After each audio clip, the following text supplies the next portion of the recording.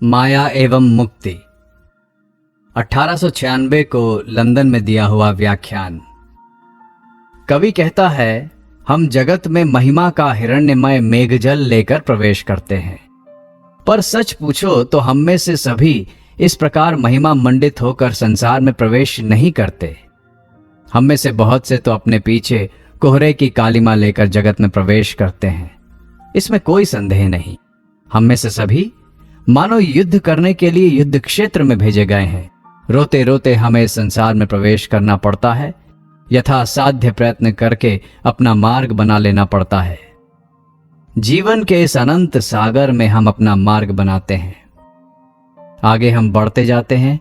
अगणित युग हमारे पीछे रहते हैं और असीम विस्तार हमारे परे। इसी प्रकार हम चलते रहते हैं और अंत में मृत्यु आकर हमें इस क्षेत्र से उठा ले जाती है। विजयी अथवा पराजित कुछ भी निश्चित नहीं, और यही माया है। बालक के हृदय में आशा की प्रधानता होती है। बालकों के विस्फारित नयनों के समक्ष समस्त जगत मानो एक सुनहरे चित्र के समान मालूम पड़ता है। वो समझता है कि मेरी जो इच्छा होगी वही होगा, किंतु जैसे वो आगे बढ़ता है वैसे ही प्रत्येक पद पर प्रकृति वज्र दृढ़ प्राचीर के रूप में उसकी भविष्य प्रगति रोध करके खड़ी हो जाती है। उस प्राचीर को भंग करने के लिए वो भले ही बारंबार वेग के साथ उस पर टक्कर मारता रहे, सारे जीवन भर वो जैसे जैसे आगे बढ़ता जाता है वैसे वैसे उसका आदर्श उससे दूर होता जाता है। अंत में मृत्यु आ जाती है और शायद इस सब से छुटकारा मिल जाता है, और यही माया है। एक वैज्ञानिक उठता है महाज्ञान की पिपासा लिए। उसके लिए ऐसा कुछ भी नहीं जिसका वो त्याग न कर सकता हो। कोई भी संघर्ष उसे निरुत्साहित नहीं कर सकता। वो लगातार आगे बढ़ता हुआ प्रकृति के एक के बाद एक गुप्त तत्वों का पता लगा जाता है। प्रकृति के अंतःस्थल में जाकर आभ्यंतरिक गूढ़ रहस्यों का उद्घाटन करता है। पर इस सब का उद्देश्य क्या है? ये सब करने का हेतु क्या है? हम इन वैज्ञानिकों को क्यों मान दें? उन्हें कीर्ति क्यों मिले? मनुष्य जितना कर सकता है, प्रकृति क्या उससे अनंत गुना अधिक नहीं करती? और प्रकृति तो जड़ है, अचेतन है, तो फिर जड़ के अनुकरण में कौन सा गौरव है? प्रकृति कितनी भी विद्युत शक्ति संपन्न वज्र को चाहे जितनी दूर फेंक सकती है, यदि कोई मनुष्य उसका शतांश भी कर दे तो हम उसे आसमान पर चढ़ा देते हैं। ये सब क्यों? प्रकृति के अनुकरण के लिए, मृत्यु के, जड़त्व के, अचेतन के अनुकरण के लिए हम उसकी प्रशंसा क्यों करें? गुरुत्वाकर्षण शक्ति भारी से भारी पदार्थ को क्षण भर में टुकड़े टुकड़े कर फेंक दे सकती है, फिर भी वो जड़ है। जड़ के अनुकरण से क्या लाभ? फिर भी हम सारा जीवन उसी के लिए संघर्ष करते हैं, और यही माया है। इंद्रियां मनुष्य की आत्मा को बाहर खींच लाती है। मनुष्य ऐसे स्थानों में सुख और आनंद की खोज कर रहा है जहां वो उन्हें कभी नहीं पा सकता। युगों से हम ये शिक्षा पाते आ रहे हैं कि ये निरर्थक और व्यर्थ है। यहां हमें सुख नहीं मिल सकता, परंतु हम सीख नहीं सकते। अपने अनुभव के अतिरिक्त और किसी उपाय से हम सीख नहीं सकते। हम प्रयत्न करते हैं और हमें एक धक्का लगता है, फिर भी क्या हम सीखते हैं? नहीं, फिर भी नहीं सीखते। पतंगे जिस प्रकार दीपक की लौ पर टूट पड़ते हैं, उसी प्रकार हम इंद्रियों में सुख पाने की आशा से अपने को बार बार झोंकते रहते हैं। पुनः पुनः लौटकर हम फिर से नए उत्साह के साथ लग जाते हैं। बस इसी प्रकार चलता रहता है, और अंत में लूले लंगड़े होकर, धोखा खाकर हम मर जाते हैं। और यही माया है। यही बात हमारी बुद्धि के संबंध में भी है। हम विश्व के रहस्य का हल करने की चेष्टा करते हैं। हम इस जिज्ञासा, इस अनुसंधान की प्रवृत्ति को बंद नहीं रख सकते। ऐसा लगता है कि ये सब हमें अवश्य जान लेना चाहिए, और हम ये विश्वास ही नहीं कर सकते कि ज्ञान कोई प्राप्त की जाने वाली वस्तु नहीं है। हम कुछ कदम आगे जाते हैं कि अनादि अनंत काल रूपी प्राचीर बीच में व्यवधान के रूप में आ खड़ा होता है, जिसे हम लांघ नहीं सकते। कुछ दूर बढ़ते ही असीम देश का व्यवधान आकर खड़ा हो जाता है, जिसके अतिक्रमण करने की हम में शक्ति नहीं। और फिर ये सब कार्य कारण रूपी दीवार द्वारा सुदृढ़ रूप से सीमाबद्ध है। हम इस दीवार को लांघ नहीं सकते, तो भी हम संघर्ष करते रहते हैं। हमें संघर्ष करना ही पड़ता है, और यही माया है। प्रत्येक सांस के साथ, हृदय की प्रत्येक धड़कन के साथ, अपनी प्रत्येक हलचल के साथ हम समझते हैं कि हम स्वतंत्र हैं, और उसी क्षण हम देखते हैं कि हम स्वतंत्र नहीं हैं। बद्ध गुलाम हम प्रकृति के गुलाम हैं। शरीर, मन, सर्वविध विचारों एवं समस्त भावों में हम प्रकृति के गुलाम हैं, और यही माया है।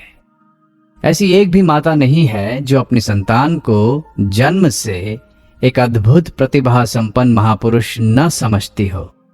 वो उस बालक को लेकर पागल सी हो जाती है। उस बालक में ही उसके प्राण पड़े रहते हैं।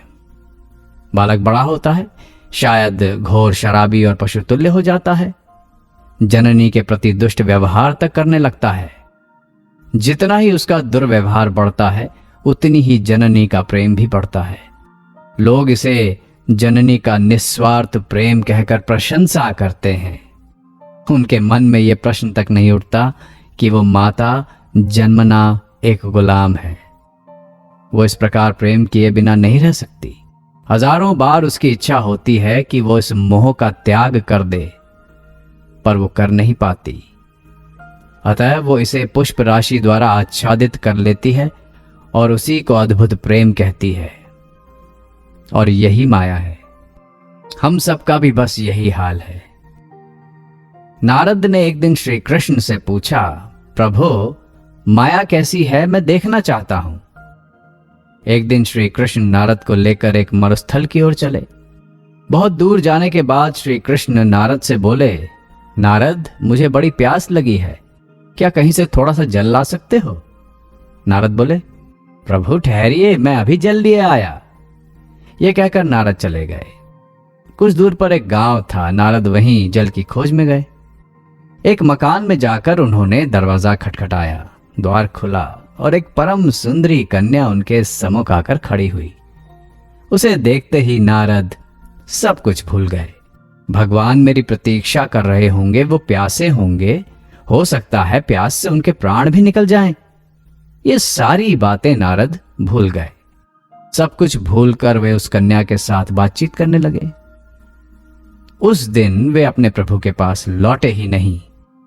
दूसरे दिन वे फिर से उस लड़की के घर आ उपस्थित हुए और उससे बातचीत करने लगे। धीरे धीरे बातचीत ने प्रणय का रूप धारण कर लिया।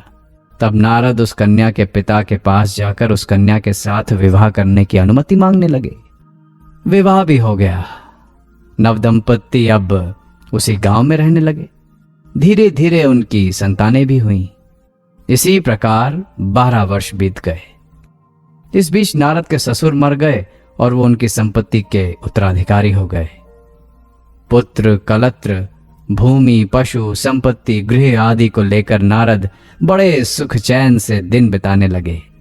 कम से कम उन्हें तो यही लगने लगा था कि वे बड़े सुखी हैं। इतने में उस देश में बाढ़ आई। रात के समय नदी दोनों कगारों को तोड़कर बहने लगी और सारा गांव डूब गया। मकान गिरने लगे, मनुष्य और पशु बह बहकर डूबने लगे। नदी की धार में सब कुछ बहने लगा। नारद को भी भागना पड़ा। एक हाथ से उन्होंने स्त्री को पकड़ा, दूसरे हाथ से 2 बच्चों को और एक बालक को कंधे पर बिठाकर वे इस भयंकर बाढ़ से बचने का प्रयत्न करने लगे। कुछ ही दूर जाने के बाद उन्हें लहरों का वेग अत्यंत तीव्र प्रतीत होने लगा। कंधे पर बैठे हुए शिशु की नारद किसी प्रकार रक्षा न कर सके। वो गिरकर तरंगों में बह गया। उसकी रक्षा करने के प्रयास में एक और बालक, जिसका हाथ वे पकड़े हुए थे, गिरकर डूब गया। निराशा और दुख से नारद आंत्रनाद करने लगे। अपनी पत्नी को वो अपने शरीर की सारी शक्ति लगाकर पकड़े हुए थे। अंत में तरंगों के वेग से पत्नी भी उनके हाथ से छूट गई और वे स्वयं तट पर जा गिरे एवं मिट्टी में लोटपोट हो बड़े कातर स्वर से विलाप करने लगे। इसी समय मानो किसी ने उनकी पीठ पर कोमल हाथ रखा और कहा, बच्चे, जल कहाँ है? तुम जल लेने गए थे ना? मैं तुम्हारी प्रतीक्षा में खड़ा हूं। तुम्हें गए आधा घंटा बीत चुका है। आधा घंटा? नारद चिल्ला पड़े। उनके मन में तो 12 वर्ष बीत चुके थे और आध घंटे के भीतर ही ये सब दृश्य उनके मन में से होकर निकल गए। और यही माया है। किसी न किसी रूप में हम सभी इस माया के भीतर हैं। ये बात समझना बड़ी कठिन है, विषय भी बड़ा जटिल है। इसका तात्पर्य क्या है? यही कि ये बात बड़ी भयानक है। सभी देशों में महापुरुषों ने इस तत्व का प्रचार किया है, सभी देश के लोगों ने इसकी शिक्षा प्राप्त की है, पर बहुत कम लोगों ने इस पर विश्वास किया है। इसका कारण यही है कि स्वयं बिना भोगे, स्वयं बिना ठोकर खाए हम इस पर विश्वास नहीं कर सकते। सच पूछो तो सभी वृथा है, सभी मिथ्या है। सर्वसंहारक काल आकर सबको ग्रस्त लेता है, कुछ भी नहीं छोड़ता।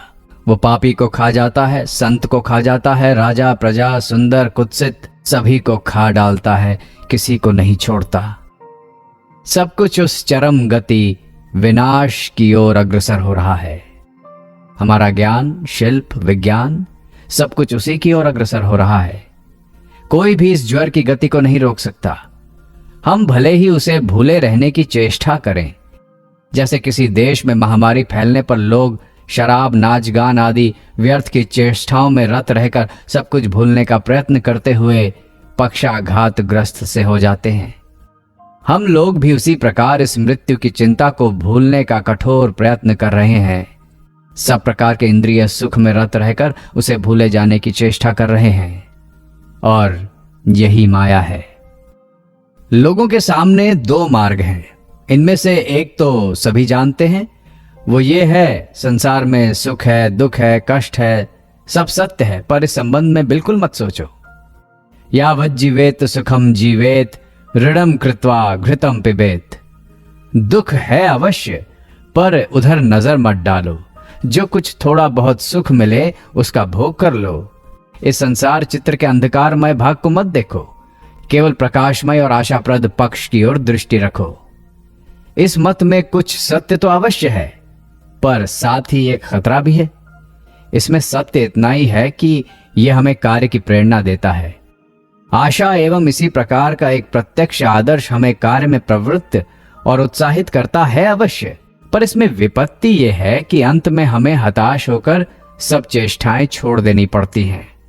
यही हाल होता है उन लोगों का जो कहते हैं संसार को जैसा देखते हो वैसा ही ग्रहण करो, जितना स्वच्छंद रह सकते हो रहो, दुख कष्ट आने पर भी संतुष्ट रहो, आघात होने पर भी कहो कि यह आघात नहीं पुष्प वृष्टि है, दास के समान दुत्कारे जाने पर भी कहो मैं मुक्त हूं, स्वाधीन हूं। दूसरों तथा अपनी आत्मा के सम्मुख दिन रात मिथ्या बोलो, क्योंकि संसार में रहने का, जीवित रहने का यही एकमात्र उपाय है।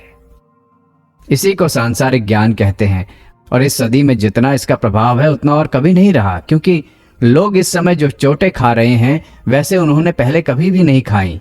प्रतिद्वंदिता भी इतनी तीव्र पहले से कभी नहीं थी। मनुष्य अपने भाइयों के प्रति आज जितना निष्ठुर है उतना पहले कभी नहीं था, और इसीलिए आजकल ये सांत्वना दी जाती है। आजकल इस उपदेश का ही जोर है, पर अब उससे कोई फल नहीं होता, कभी होता भी नहीं। ऐसा अधिक दिन नहीं चलता, एक दिन ये सब फूल सूख जाएंगे और तब वो शव पहले से भी अधिक विभीत दिखाई देगा। हमारा सारा जीवन भी ऐसा ही है। हम भले ही अपने पुराने सड़े घाव को स्वर्ण के वस्त्र से ढक देने की चेष्टा करें, पर एक समय ऐसा आएगा जब वो स्वर्ण वस्त्र खिसक पड़ेगा और वो घाव अत्यंत विभीत रूप से आंखों के सामने प्रकट हो जाएगा। तब क्या कोई आशा नहीं है? ये सत्य है कि हम सभी माया के दास हैं। हम सभी माया के अंदर ही जन्म लेते हैं और माया में ही जीवित रहते हैं। तब क्या कोई उपाय नहीं है, कोई आशा नहीं है? ये सब बातें तो सैकड़ों युगों से लोगों को मालूम है कि हम सब अतीव दुर्दशा में पड़े हैं। ये जगत वास्तव में एक कारागार है। हमारी पूर्व प्राप्त महिमा की छटा भी एक कारागार है। हमारी बुद्धि और मन भी एक कारागार के समान है। मनुष्य चाहे जो कुछ कहे, पर ऐसा कोई भी व्यक्ति नहीं है जो किसी न किसी समय इस बात को हृदय से अनुभव ना करता हो। वृद्ध लोग इसको और भी तीव्रता के साथ अनुभव करते हैं, क्योंकि उनकी जीवन भर की संचित अभिज्ञता रहती है। प्रकृति की मिथ्या भाषा उन्हें और अधिक नहीं ठगा सकती। इस बंधन को तोड़ने का क्या उपाय है? क्या कोई उपाय नहीं है?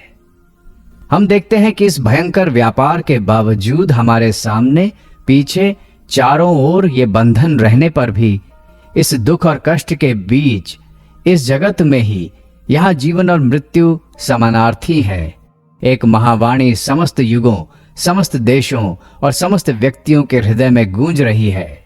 दैवी हुएशा गुणमयी मम माया दुरत्यया मामेव ये प्रपद्यन्ते मामा मेताम तरंतिते। यानी मेरी ये दैवी त्रिगुणमयी माया बड़ी मुश्किल से पार की जाती है। जो मेरी शरण में आते हैं वो इस माया से अतीत हो जाते हैं। हे थके मांदे भार से लदे मनुष्यों, आओ मैं तुम्हें आश्रय दूंगा। ये वाणी ही हम सबको बराबर अग्रसर कर रही है। मनुष्य ने इस वाणी को सुना है और अनंत युगों से सुनता आ रहा है। जब मनुष्य को लगता है कि उसका सब कुछ चला जा रहा है, जब उसकी आशा टूटने लगती है, जब अपने बल में उसका विश्वास हटने लगता है, जब सब कुछ मानो उसकी अंगुलियों में से खिसक कर भागने लगता है और जीवन केवल एक भग्नावशेष में परिणत हो जाता है, तब वो इस वाणी को सुन पाता है। और यही धर्म है। अतएव एक और तो ये अभयवाणी है कि समस्त कुछ नहीं, केवल माया है, और साथ ही ये आशाप्रद वाक्य है कि माया के बाहर जाने का मार्ग भी है। और दूसरी ओर हमारे सांसारिक लोग कहते हैं, धर्म दर्शन ये सब व्यर्थ की वस्तुएं लेकर दिमाग खराब मत करो, दुनिया में रहो। माना ये दुनिया बड़ी खराब है, पर जितना हो सके इसका आनंद लो। सीधे साधे शब्दों में इसका अर्थ यही है कि दिन रात पाखंड पूर्ण जीवन व्यतीत करो, अपने घाव को जब तक हो सके ढके रखो, एक के बाद दूसरी जोड़गांठ करते जाओ, यहां तक कि सब कुछ नष्ट हो जाए और तुम केवल जोड़गांठ का एक समूह मात्र रह जाओ। इसी को कहते हैं सांसारिक जीवन। जो इस जोड़गांठ से संतुष्ट हैं वे कभी भी धर्म लाभ नहीं कर सकते। जब जीवन की वर्तमान अवस्था में भयानक अशांति उत्पन्न हो जाती है, जब अपने जीवन के प्रति भी ममता नहीं रह जाती, जब इस जोड़गांठ पर आधार घृणा उत्पन्न हो जाती है, जब मिथ्या और पाखंड के प्रति प्रबल वितृष्णा उत्पन्न हो जाती है, तभी धर्म का प्रारंभ होता है। बुद्ध देव ने बोधि वृक्ष के नीचे बैठकर दृढ़ स्वर से जो बात कही थी, उसे जो अपने रोम रोम से बोल सकता है, वही वास्तविक धार्मिक होने योग्य है। संसारी होने की इच्छा उनके भी हृदय में एक बार उत्पन्न हुई थी। इधर वे स्पष्ट रूप से देख रहे थे कि उनकी यह अवस्था, ये सांसारिक जीवन एकदम व्यर्थ है, पर इसके बाहर जाने का उन्हें कोई मार्ग नहीं मिल रहा था। मार एक बार उनके निकट आया और कहने लगा, छोड़ो भी सत्य की खोज, चलो संसार में लौट चलो और पहले जैसा पाखंडपूर्ण जीवन बिताओ। सब वस्तुओं को उनके मिथ्या नामों से पुकारो, अपने निकट और सबके निकट दिन रात मिथ्या बोलते रहो। ये मार उनके पास पुनः आया, पर उस महावीर ने अपने अतुल पराक्रम से उसे उसी क्षण परास्त कर दिया। उन्होंने कहा, अज्ञान पूर्वक केवल खा पी कर जीने की अपेक्षा मरना ही अच्छा है। पराजित होकर जीने की अपेक्षा युद्ध क्षेत्र में मरना श्रेयस्कर है। यही धर्म की भित्ति है। जब मनुष्य इस भित्ति पर खड़ा होता है, तब समझना चाहिए कि वो सत्य की प्राप्ति के पथ पर, ईश्वर की प्राप्ति के पथ पर चल रहा है। धार्मिक होने के लिए भी पहले ये दृढ़ प्रतिज्ञा आवश्यक है, मैं अपना रास्ता स्वयं ढूंढ लूंगा, सत्य को जानूंगा अथवा इस प्रयत्न में प्राण दे दूंगा। कारण संसार की ओर से तो और कुछ पाने की आशा है ही नहीं। ये तो शून्य स्वरूप है, दिन रात उड़ता जा रहा है। आज का सुंदर आशापूर्ण तरुण कल का बूढ़ा है। आशा, आनंद, सुख ये सब मुकुलों की भांति कल के शिशिरपात से नष्ट हो जाएंगे। ये हुई इस ओर की बात। और दूसरी ओर है विजय का प्रलोभन, जीवन के समस्त अशुभों पर विजय प्राप्ति की संभावना। और तो और स्वयं जीवन और जगत पर भी विजय प्राप्ति की संभावना है। इसी उपाय से मनुष्य अपने पैरों पर खड़ा हो सकता है। अतएव जो लोग इस विजय प्राप्ति के लिए सत्य के लिए, धर्म के लिए चेष्टा कर रहे हैं, वे ही सत्य पथ पर हैं। और वेद भी यही उपदेश करते हैं। निराश मत हो, मार्ग बड़ा कठिन है, छुरे की धार पर चलने के समान दुर्गम। फिर भी निराश मत हो, उठो, जागो और अपने चरम आदर्श को प्राप्त करो। सारे धर्मों की, चाहे वे किसी भी रूप में मनुष्य के निकट अपनी अभिव्यक्ति करते हों, यही एक सामान्य केंद्रीय भित्ति है, और वो है संसार के बाहर जाने का अर्थात मुक्त होने का उपदेश। इन सब धर्मों का उद्देश्य संसार और धर्म के बीच सुलह कराना नहीं, पर संसार को अपने आदर्श में दृढ़ प्रतिष्ठित करना है। संसार के साथ बिना समझौता किए ही उसकी जटिल समस्या का समाधान करना है। प्रत्येक धर्म इसका प्रचार करता है और वेदांत का कर्तव्य है इन सभी महत्वाकांक्षाओं में सामंजस्य स्थापित करना और संसार के सारे उच्चतम और निम्नतम धर्मों में विद्यमान सामान्य तत्व को अभिव्यक्त करना। हम जिसको अत्यंत भ्रांत अंधविश्वास कहते हैं और जो सर्वोच्च दर्शन है, सबों की यही एक साधारण भित्ति है कि वे सभी इस एक प्रकार के संकट से निस्तार पाने का मार्ग दिखाते हैं और अधिकांश में किसी प्रपंचातीत पुरुष विशेष की सहायता से, अर्थात प्राकृतिक नियमों से नित्य मुक्त पुरुष विशेष की सहायता से इस मुक्ति की प्राप्ति करनी पड़ती है। इस मुक्त पुरुष के स्वरूप के संबंध में नाना प्रकार की कठिनाइयां और मतभेद होने पर भी वो ब्रह्म सगुण है या निर्गुण, मनुष्य की भांति ज्ञान संपन्न है अथवा नहीं, वो पुरुष है, स्त्री या निर्लिंग, इस प्रकार के अनंत विचार तथा विभिन्न मतों के प्रबल विरोध होने पर भी मूलभूत तत्व एक ही है। विविध मतवादों के इस प्रचंड परस्पर विरोध के बावजूद हमें उन सब में एकता का एक स्वर्ण सूत्र मिलता है और इस दर्शन में ही इस स्वर्ण सूत्र की खोज हुई है, जो हमारी दृष्टि के सामने थोड़ा थोड़ा करके प्रकाशित हुआ है। और ये सामान्य तत्व ही इस प्रकाशना का पहला सोपान है कि हम सभी मुक्ति की ही ओर अग्रसर हो रहे हैं। अपने सुख, दुख, विपत्ति और कष्ट सभी अवस्थाओं में हम यह आश्चर्य की बात देखते हैं कि हम सभी धीरे धीरे मुक्ति की ओर अग्रसर हो रहे हैं। प्रश्न उठा, ये जगत वास्तव में क्या है? कहां से उसकी उत्पत्ति हुई और कहां इसका लय है? और इसका उत्तर था, मुक्ति से ही इसकी उत्पत्ति है, मुक्ति में यह विश्राम करता है और अंत में मुक्ति में ही इसका विलय हो जाता है।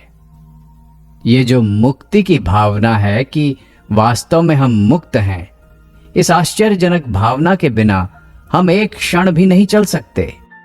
इस भावना के बिना तुम्हारे सभी कार्य, यहां तक कि तुम्हारा जीवन तक व्यर्थ है। प्रतिक्षण प्रकृति ये सिद्ध किए दे रही है कि हम दास हैं, पर उसके साथ ही ये दूसरा भाव भी हमारे मन में उत्पन्न होता रहता है कि हम मुक्त हैं। प्रतिक्षण हम माया से आहत होकर बद्ध से प्रतीत होते हैं, पर उसी क्षण उस आघात के साथ ही हम बद्ध हैं, इस भाव के साथ ही और भी एक भाव हमें आता है कि हम मुक्त हैं। मानो हमारे अंदर से कोई कह रहा है कि हम मुक्त हैं, पर इस मुक्ति की हृदय से उपलब्ध करने में, अपने मुक्त स्वभाव को प्रकट करने में जो बाधाएं उपस्थित होती हैं, वे भी एक प्रकार से अनतिक्रमणीय हैं। तो भी अंदर से, हमारे हृदय के अंतःस्थल से मानो कोई सर्वदा कहता रहता है, मैं मुक्त हूं, मैं मुक्त हूं। और यदि तुम संसार के विभिन्न धर्मों का अध्ययन करो तो देखोगे उन सभी में किसी न किसी रूप में यह भाव प्रकाशित हुआ है। केवल धर्म नहीं, धर्म शब्द को तुम संकीर्ण अर्थ में मत लो, वरन सारा सामाजिक जीवन इसी एक मुक्त भाव की अभिव्यक्ति है। सभी प्रकार की सामाजिक गतियां उसी एक मुक्त भाव की विभिन्न अभिव्यक्तियां हैं। मानो सभी ने जाने अनजाने उस स्वर को सुना है जो दिन रात कह रहा है, हे थके मांदे और बोझ से लदे हुए मनुष्यों, मेरे पास आओ। मुक्ति के लिए आह्वान करने वाली ये वाणी भले ही एक ही प्रकार की भाषा अथवा एक ही ढंग से प्रकाशित न होती हो, पर किसी न किसी रूप में वो हमारे साथ सदैव वर्तमान है। हमारा यहाँ जो जन्म हुआ है वो भी इसी वाणी के कारण, हमारी प्रत्येक गति इसी के लिए है। हम जाने न जाने पर हम सभी मुक्ति की ओर चल रहे हैं, उसी वाणी का अनुसरण कर रहे हैं।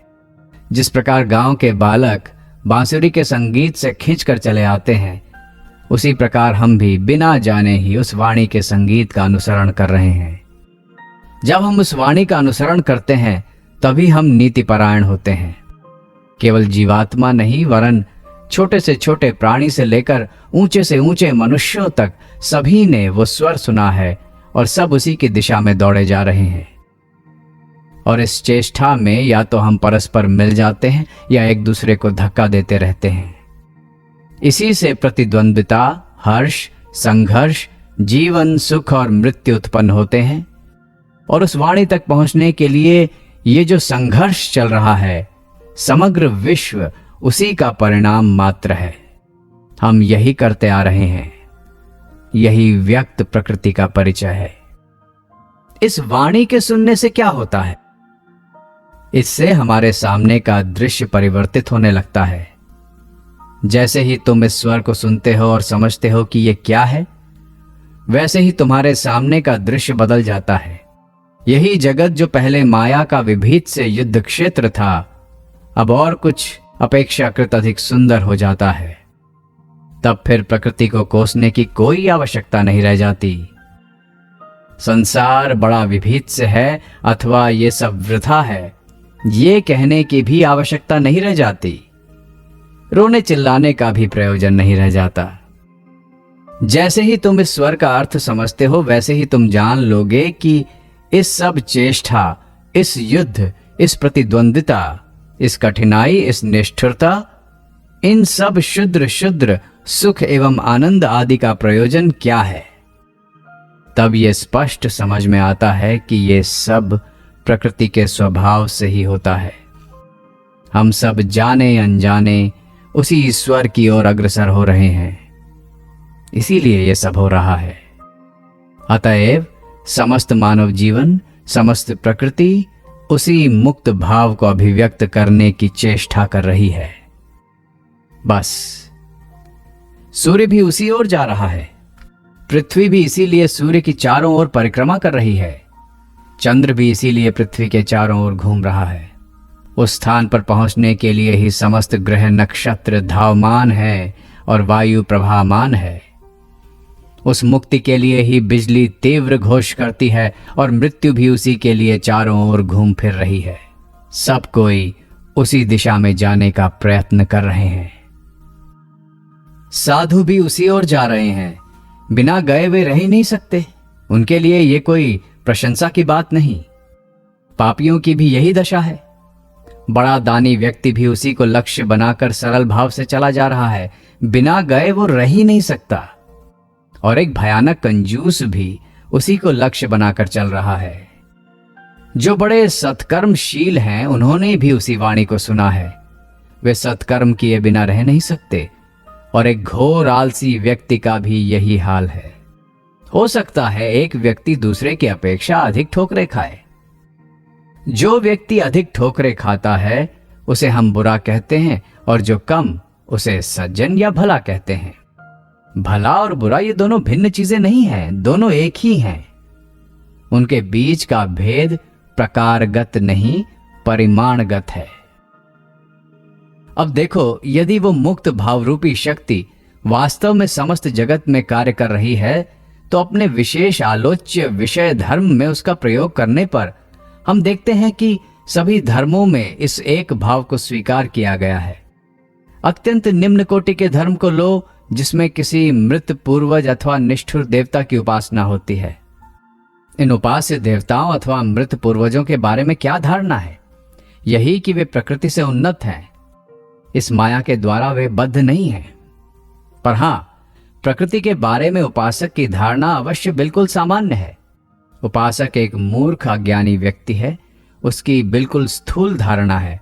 वो घर की दीवार को भेद कर नहीं जा सकता, अथवा आकाश में विचरण नहीं कर सकता। अतः इन सब बाधाओं का अतिक्रमण करना, बस इसके अतिरिक्त उसकी शक्ति की कोई उच्चतर धारणा है ही नहीं। अतः वो एक ऐसे देवता की उपासना करता है जो दीवार भेद कर अथवा आकाश में उड़कर आ जा सकते हैं, अथवा जो अपना रूप परिवर्तित कर सकते हैं।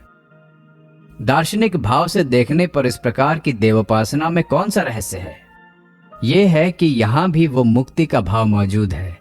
उसकी देवता संबंधी धारणा प्रकृति संबंधी अपनी धारणा से उन्नत है, और जो लोग तदपेक्षा उन्नत देवों के उपासक हैं, उनकी भी उस एक ही मुक्ति की दूसरे प्रकार की धारणा है। जैसे जैसे प्रकृति के संबंध में हमारी धारणा उन्नत होती जाती है, वैसे ही वैसे प्रकृति की प्रभु आत्मा के संबंध में भी हमारी धारणा उन्नत होती जाती है।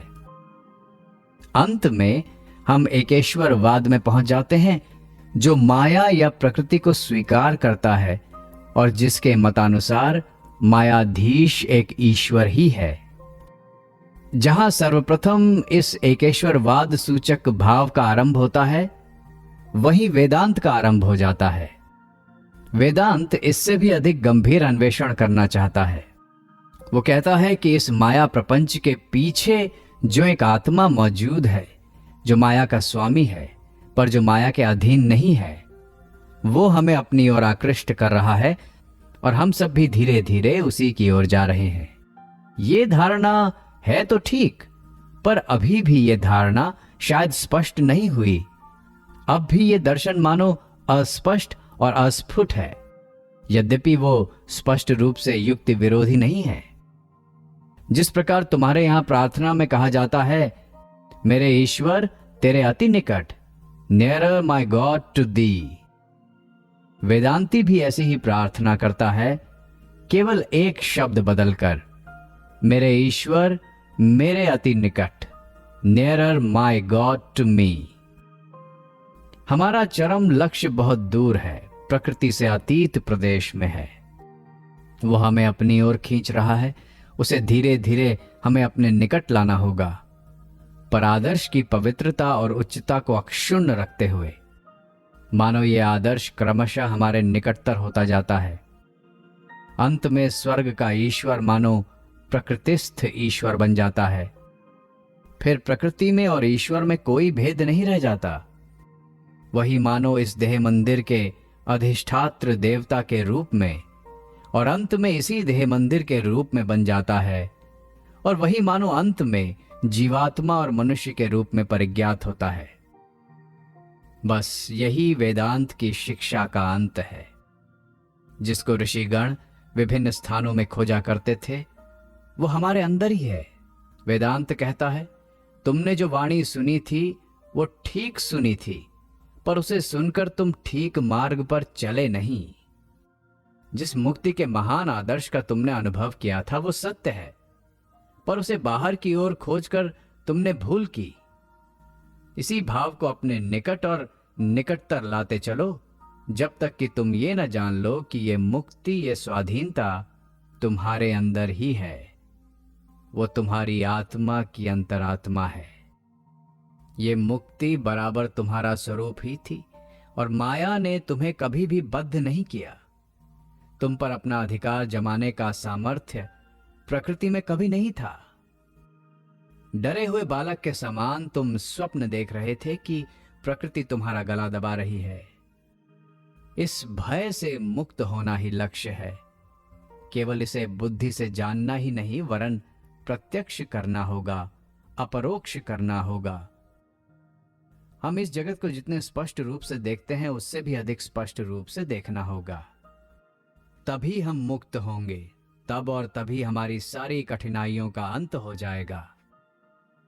तभी हृदय की सारी उलझनें नष्ट होंगी, सारी वक्रताएं सरल हो जाएंगी। तब ये विविधता और प्रकृति का भ्रम चला जाएगा। तब ये माया आज के समान भयानक अवसादकारक स्वप्न न होकर अति सुंदर रूप में दिखेगी, और ये जगत जो इस समय कारागार के समान प्रतीत हो रहा है, क्रीड़ा क्षेत्र का रूप धारण कर लेगा। तब सारी विपत्तियां, जटिलताएं और तो और हम जो सब यंत्रणाएं भोग रहे हैं, वे भी ब्रह्म भाव में परिणित हो जाएंगी और हमारे सम्मुख अपना प्रकृत स्वरूप अभिव्यक्त करेंगी। तब हम देखेंगे कि सारी वस्तुओं के पीछे सबके सार सत्ता स्वरूप वही विद्यमान है और हम जान लेंगे कि वही हमारा वास्तविक अंतरात्मा स्वरूप है।